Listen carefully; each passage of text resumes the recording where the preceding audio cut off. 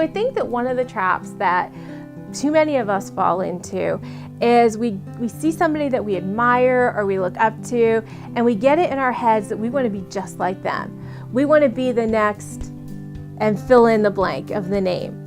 And the whole time God is up in heaven saying, I don't want you to be the next them. I want you to be who I have called you to be. And this was like a huge thing in my life, because I remember being like 14 or 15 years old and just meeting this pastoral couple that I thought they were the most awesome people I had ever met in my life. I mean, it was love at first sight. In my eyes, they were rock stars. And so at this pivotal time in my life, I decided that I wanted to be just like them. And yet, that wasn't God's will for my life. And that caused a conflict when God started taking my life down a different path. And what I had to learn was that God didn't need a carbon copy of them. He already has them.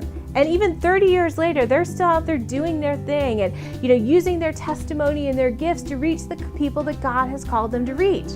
What He needs from me is to use my testimony and my unique gifts to reach the people that He has called me to reach. The truth is that God doesn't need you to be a carbon copy of somebody else. What He needs is for you to surrender your ideas to Him and say, God, who do you want me to be? What do you want to make me into? And what do you want to do with my life?